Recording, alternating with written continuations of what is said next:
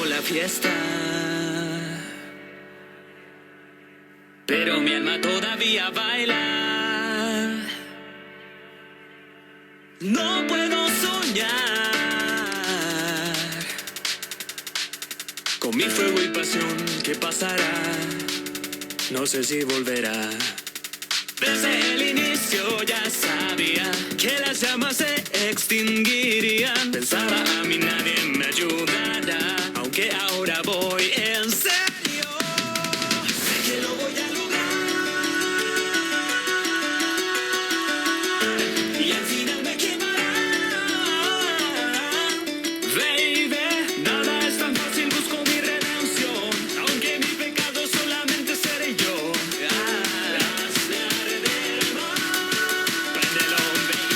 Todo enciende.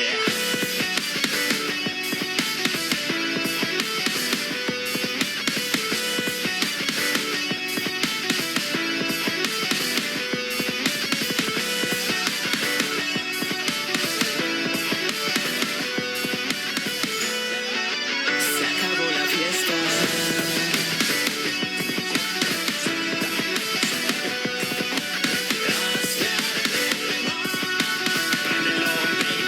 Todo enciende.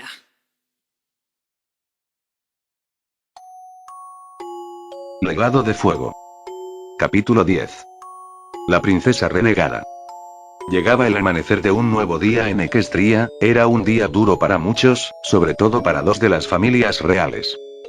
En la entrada del Palacio de Cristal, se encontraba una esquila de aspecto más adulto frente a un carruaje. Ella parecía estar esperando con bastante impaciencia. De la entrada del palacio salen su esposo Crimson junto con una joven de aspecto híbrido entre alicornio y dragón, misma que a diferencia de Crimson ella tenía más rasgos equinos, con un pelaje rosa y crines negras. Sin embargo, al encontrarse de frente con Esquila notan su expresión de molestia, notando la ausencia de otro miembro de su familia. ¿Dónde está Afrodita?, pregunta Esquila con severidad. Tanto Crimson como la joven híbrida se preguntan lo mismo. Esquila, Atenea, adelántese, ahora las alcanzamos, dice Crimson a su esposa antes de volver a entrar al castillo. Esquila suspira un tanto resignada y tanto ella como su hija suben al carruaje, mismo que no tarda en despegar por los cielos. Crimson se adentra en el palacio, sin embargo, a diferencia de hace unos momentos, él decide quedarse quieto unos segundos, para ver si de esa manera podía detectar algo. Y así fue. Él se dirige a una habitación en particular, dentro de la misma y sobre un escritorio encuentra dormida a una joven de rasgos híbridos muy similar a la que le acompañó hace unos minutos, solo que de piel rojiza y una crin más esponjosa como la de Esquila. Antes de hacer algún movimiento para despertarla, Crimson contempla lo que ella había estado haciendo, notando que había hecho varios recortes de unos álbumes de fotos. En la mayoría de estas ella estaba con la familia de Nero, jugando con sus primos Ruth y Andy, cuando ellos aún eran unos potrillos, y en algunas de estas fotos eran cuidados por Alexis y Louisette. Crimson sonríe un segundo, pero luego nota algo extraño. En el suelo no solo había restos de papel y fotos, sino también de mechones de cabello. Afrodita, dijo Crimson con pena en voz baja.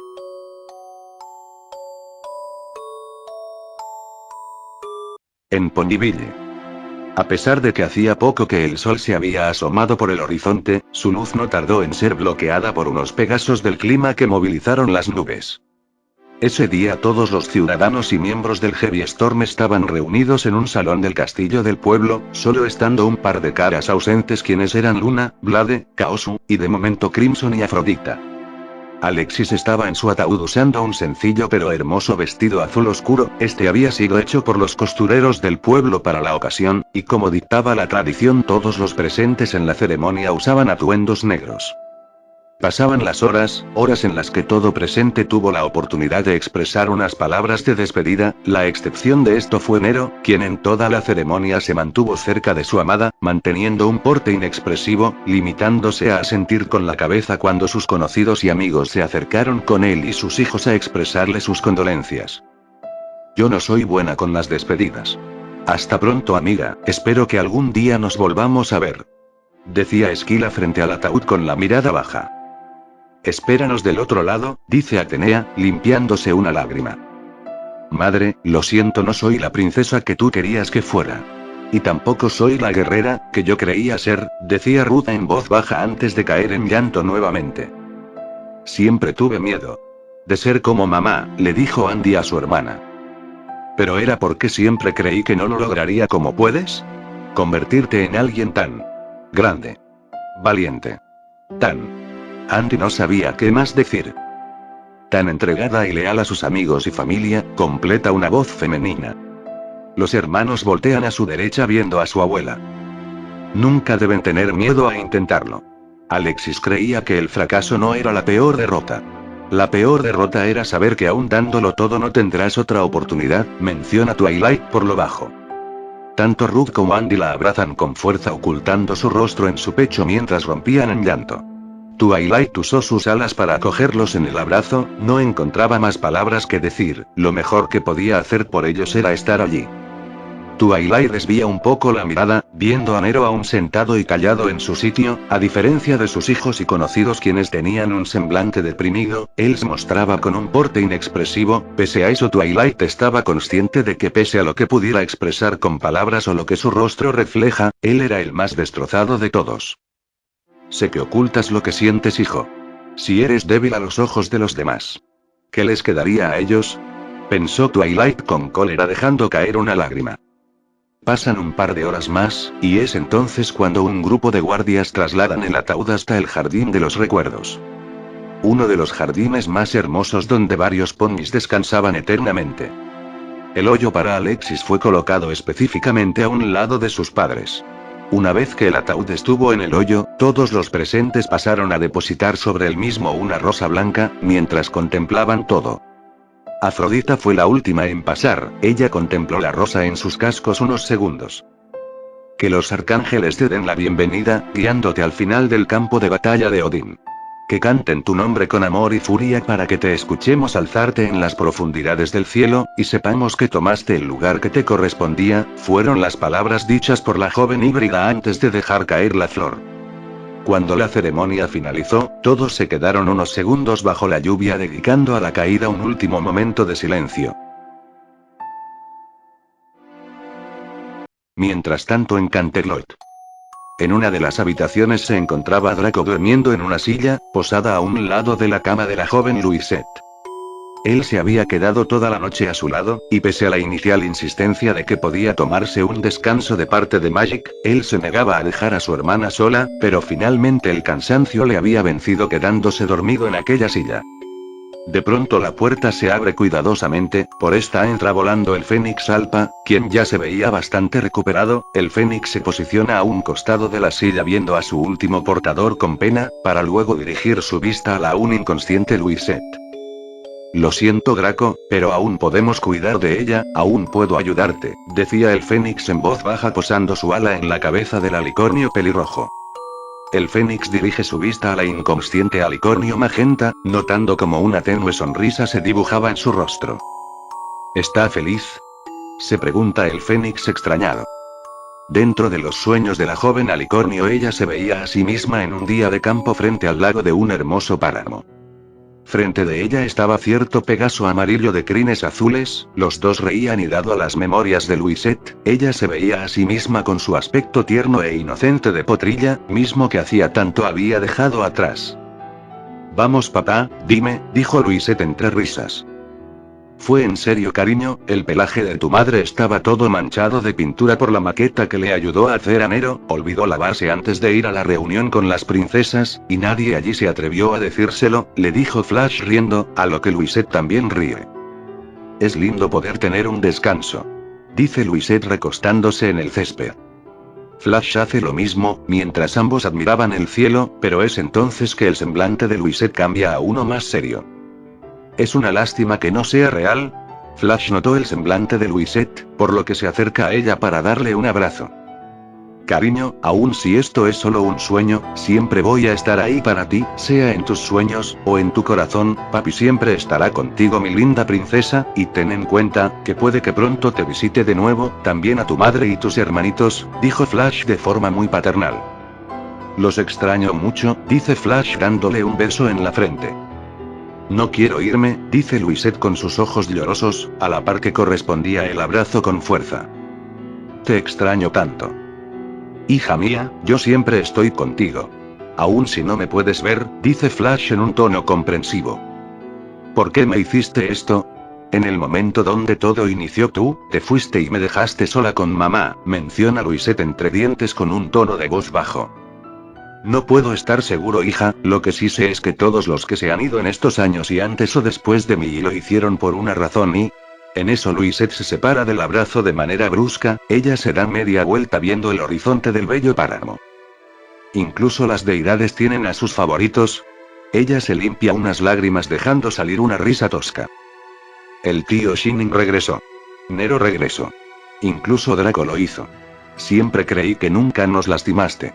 Pero siento que nos lastimaste a todos. Tal vez a mamá no le importó tanto esconder el cómo no sabía seguir sola. ¿Porque esta familia tiene que callar todo? Louisette hace una pausa dando un par de pasos al frente, viendo cómo el soleado páramo parecía oscurecerse. ¿Por qué mis hermanos e incluso la egoísta de mi prima pueden tener un padre? Pero yo no.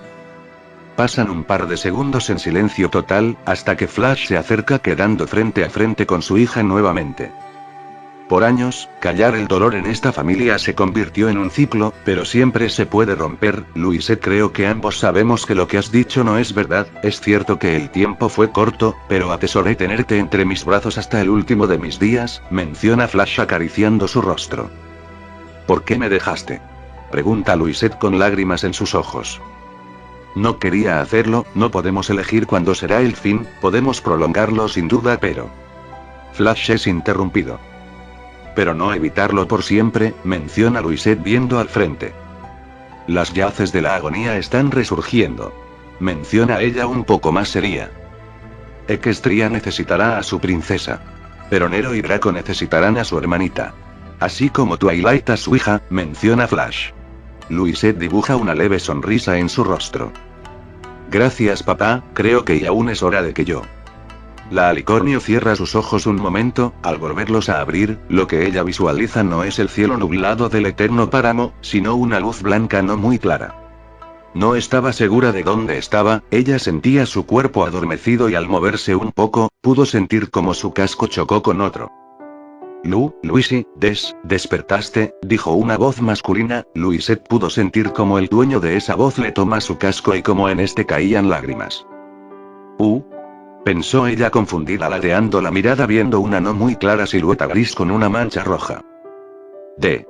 Draco. ¿Nissan? Preguntó Louisette desde su posición, pues su visión aún no era del todo clara. Draco sale un momento de la habitación yendo con Magic, quien aún estaba en la puerta. El alicornio le pregunta por Dana. Ante la pregunta, Magic se limitó a preguntarle a él si era urgente su presencia, a lo que Draco no estaba seguro que responder, limitándose solo a decir que Louisette había despertado.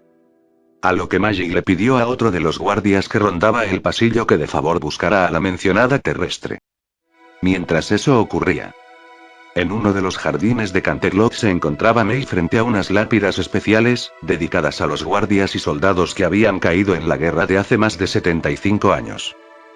Algunos murieron injustamente, otros pocos enfermos, se escucha. May voltea y ve a Winx, misma quien traía consigo 2 pequeños ramos de flores. May mira a Winx muy confundida. Tranquila, no pienso molestarte. Solo cumplía un mes más, es todo, dice Winx dirigiéndose a un par de tumbas. Por cada muerte. Siempre me he dicho a mí misma. Que nadie se va realmente. Dice May por lo bajo con un tono inexpresivo. ¿Sabes? Muchas veces los ponis creen que para un alicornio lidiar con esto es solo un segundo de dolor, pero un segundo puede doler más que 100.000 años. ¿Cómo no podría? Responde Winx dejando caer lágrimas. He tenido que ver y vivir de cerca esta pena tan poco, que no sé cómo sentirme. May pone su casco sobre su pecho apretándolo con fuerza. Pero esta ira, esta tristeza, es tan simple que duele mucho más. No puedo evitar llorar. Cada vez que lo recuerdo, menciona Winx entre lágrimas colocando su segundo ramo en una lápida. En memoria de Bekeper, amado padre y esposo. May no prestaba atención a Winx, la terrestre ve su casco dominante donde comúnmente solía sacar sus garras. No eres rara, se te dio un gran poder. Jamás dudes de ti. ¿De qué me sirvió? ¿De qué me sirve este poder y si no puedo controlarlo y ni siquiera pude proteger a mi amiga? Pensó Mei apretando el casco con rabia. Esta sensación. La odio, pensaba Mei mientras dejaba caer una lágrima. La terrestre mira al nublado cielo con cierta melancolía a la par que extendía su casco al mismo. Pocos han sido lo suficientemente amables conmigo para abrirles mi corazón. Mei cierra los ojos un momento, dejando que una tenue brisa resople por su rostro. Alexis Lee Diamond. Gracias por ser una de ellos, la terrestre deja salir un ligero suspiro. Y yo realmente voy a extrañarte. Mientras tanto en Ponyville. ¿A dónde fue él? Le pregunta Twilight visiblemente preocupada a Altair. No lo sé, responde el Minotauro. Altair, dice Twilight con un tono más severo. Lo digo en serio, Su Alteza, en cuanto llegamos me dijo que quería estar solo y luego se fue, responde el Minotauro con pena. Entiendo. Twilight se da media vuelta para retirarse, pero grande es su sorpresa al toparse con Ruth y Andy. ¿Te vas? Pregunta Ruth decaída. Hay un par de cosas que debo hacer. Me duele dejarlos solos en un momento así, responde Twilight con pesar. No te preocupes. Lo entiendo, menciona Andy. Twilight abraza a sus dos nietos, ellos le responden el abrazo con fuerza, los tres se quedan aferrados unos a otros por varios minutos que para ellos se sintieron como horas. Abuela, ¿y la tía Louisette? Pregunta Ruth preocupada. Andy reacciona de golpe, preguntándose lo mismo, por toda la conmoción del funeral de su madre, los dos hermanos se habían olvidado que su tía pudo haber compartido el mismo destino. Twilight inhala aire profundamente antes de exhalar. Esta mañana fue trasladada a Canterlot, Twilight ve a sus nietos con una sonrisa. No se preocupen, ella estará bien, Louisette es más fuerte de lo que podría aparentar, menciona Twilight. ¿Y qué sucede con él? ¿Otro asunto? Le menciona Altair. Twilight se queda pensando. Por ahora es mejor callarlo, le responde Twilight en voz baja. Debo reportarme con Luna, he estado ausente durante casi 3 días, Twilight se da media vuelta viendo a Altair. Te encargo mucho a Ruth y Andy, dice Twilight, sin embargo esto no sonaba como una orden sino como el pedido de un favor. Un poco más tarde ese día, en el cementerio de Ponyville. Se encontraba Twilight contemplando 5 lápidas, cada una colocada cerca de la otra, estas eran las tumbas de sus queridas amigas. Dije que iría enseguida a Canterlot. Pero no era cierto. Pensó la alicornio con pesar mientras terminaba de acomodar unas flores en la última de las lápidas. Quiero estar con Louisette y Draco más que nada en el mundo, la sola idea de ver a mi hija postrada en una cama incapaz de moverse me destroza el alma, pero si demuestro debilidad ante ellos, ¿qué soporte les quedará? Ella se levanta yendo a una sección que no estaba tan alejada de las lápidas de sus amigas, pudiendo divisar a la distancia una silueta que parecía dirigirse al sitio donde ella estaba, mas decide no tomarle importancia. Twilight se detiene frente a una lápida en particular, y sobre la misma deja unos lirios azules teniendo entre sus cascos un viejo peluche de tigre, este había sido el último regalo que Flash le había dado en persona a su pequeña y amada hija. Hola Flash. Sé que es un poco raro haber llegado 3 días antes de la fecha. Nunca podría olvidarla, menciona Twilight por lo bajo. Todo empieza a complicarse, pareciera que todos nuestros esfuerzos por mantener el orden son en vano. Las palabras de Twilight son interrumpidas al escuchar a una corta distancia el sonido de un pisotón, pero no parecía uno normal, este pisotón solo se escucharía si alguien hubiera aplastado una serie de plantas o flores.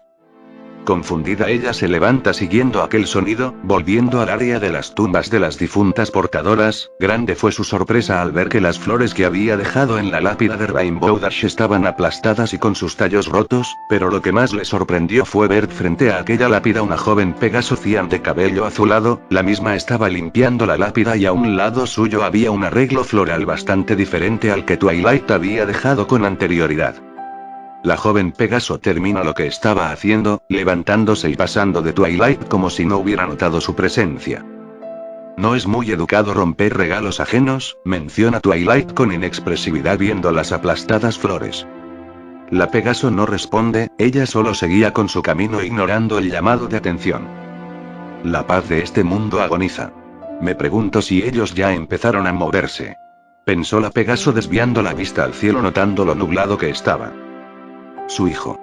¿Dónde se encuentra él ahora? Pregunta la Pegaso desde su posición pero sin dirigirle la mirada a Twilight. Ni yo lo sé, responde Twilight no muy confiada. Ya veo, las semillas de la guerra quedaron esparcidas, tarde o temprano deberían emerger nuevamente, pero esta vez Equestria no tiene el control de las semillas, menciona la Pegaso desde su posición. ¿A dónde quieres llegar? Preguntó Twilight con seriedad. Sintiendo que algo no iba bien, Twilight dirige su casco a su collar logrando removerlo, ella lo dirige a una de las hojas metálicas que adornaban su cabello, pero antes de que pudiera reaccionar se da cuenta que aquella Pegaso sostenía su casco impidiéndole concretar su acción. Predecible. Pero no me sorprende en lo absoluto, la realeza se negara por todos los medios a abandonar su posición de poder, siempre subestimando el poder de su pueblo sobre ustedes, menciona la Pegaso con cierto tono de rabia.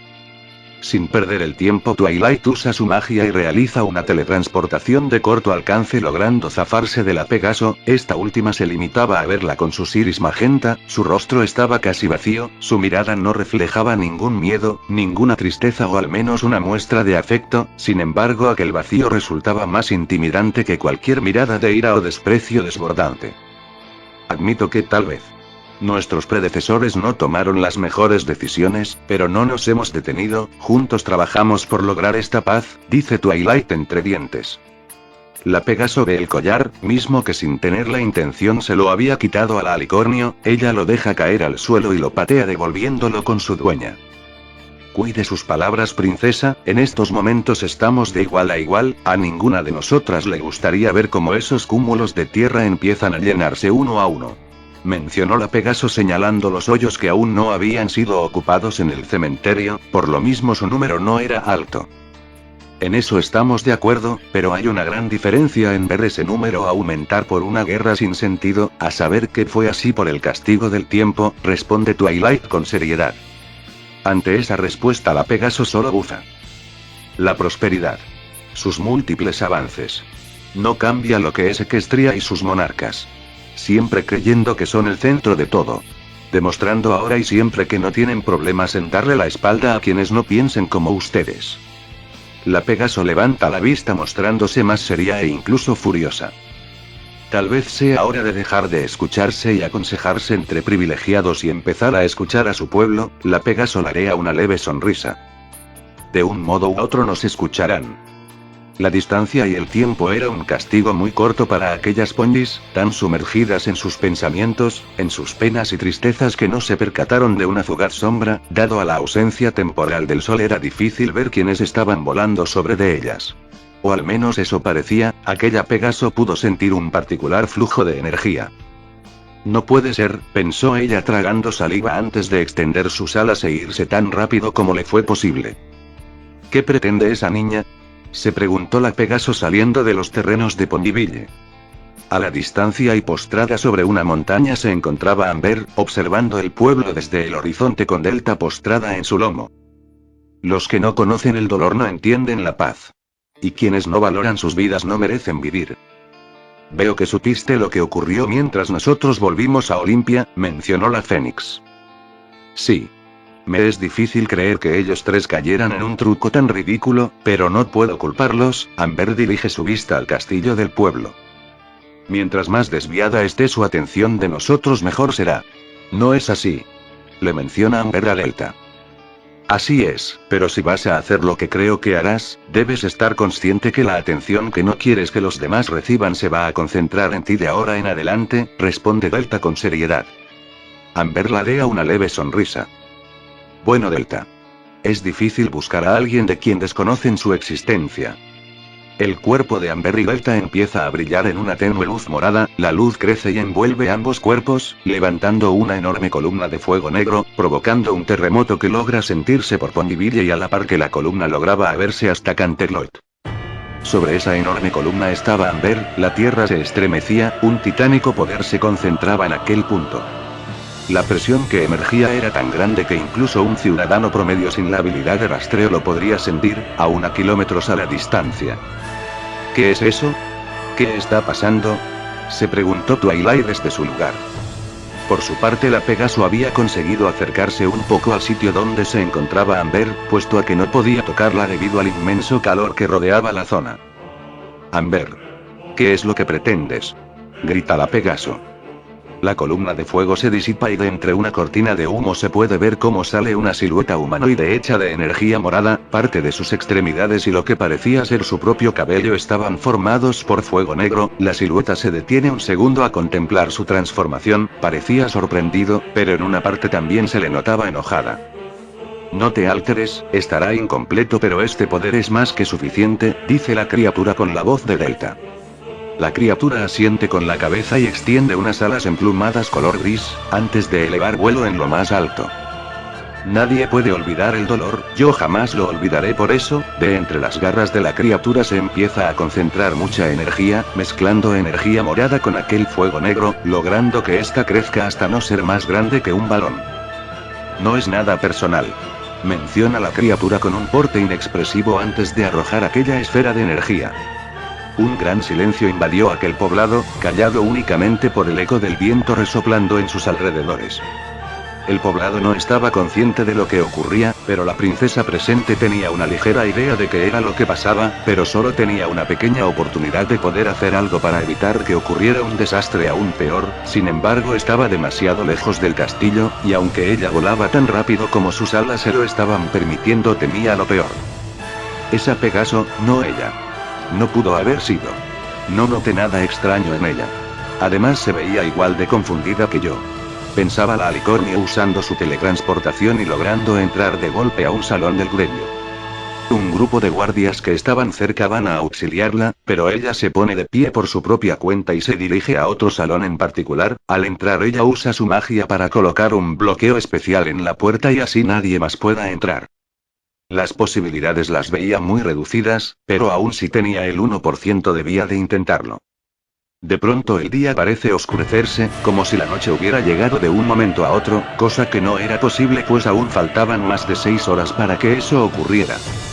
Un choque de energía por el centro de la ciudad hace que de entre la tierra se empiecen a formar enormes grietas acompañadas de un gran terremoto. La combinación en conjunto hace que las casas y edificios que constituían aquella pequeña ciudad empiecen a colapsar. Parte de los terremotos provoca que las tuberías se rompan inundando la zona comercial y reduciendo la mayor parte del poblado a simples escombros bajo una gran cortina de tierra que podía ser vista por varios kilómetros a la redonda.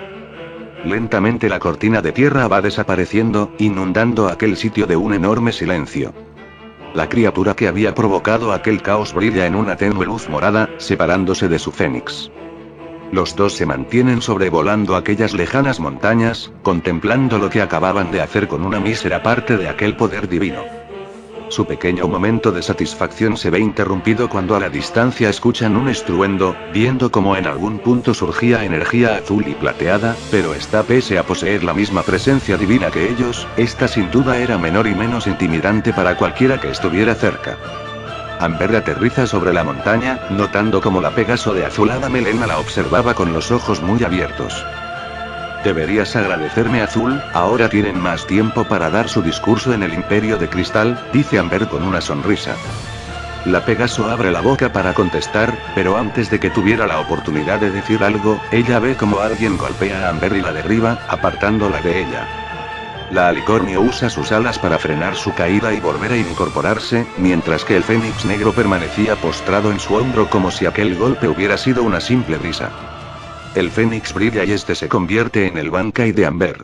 Ella ve al frente cómo aterrizaba quien le había atacado.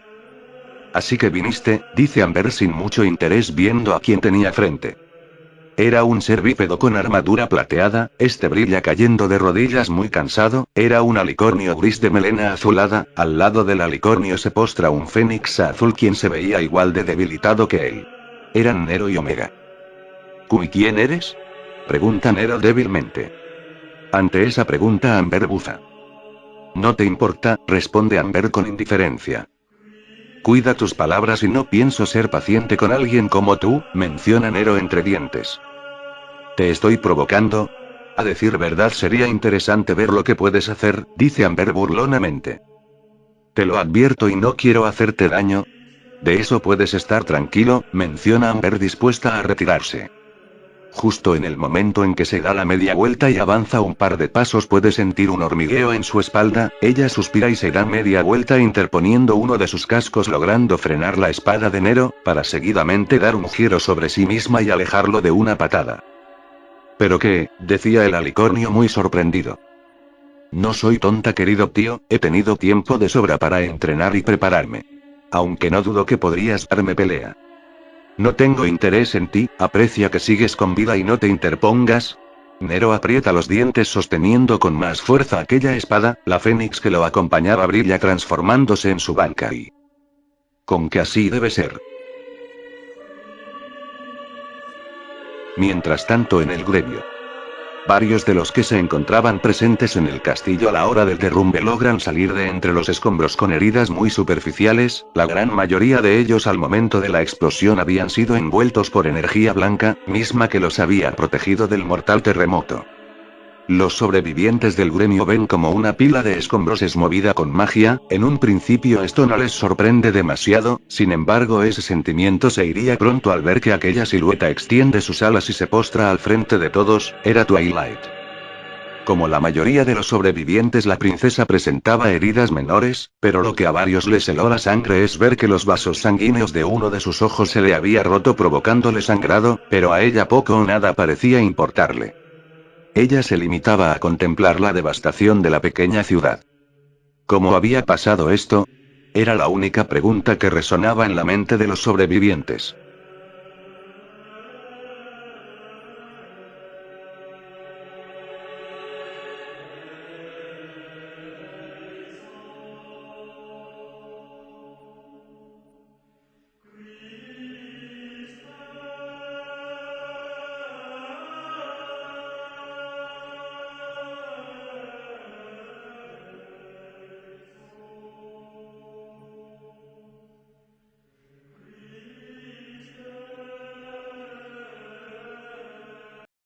Oh, please don't let me die, waiting for your touch.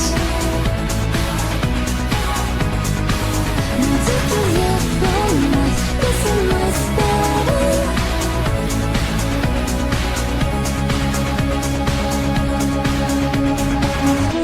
The clock it starts, bends up, my life, going down as the sand trickles out these real things that have formed inside me.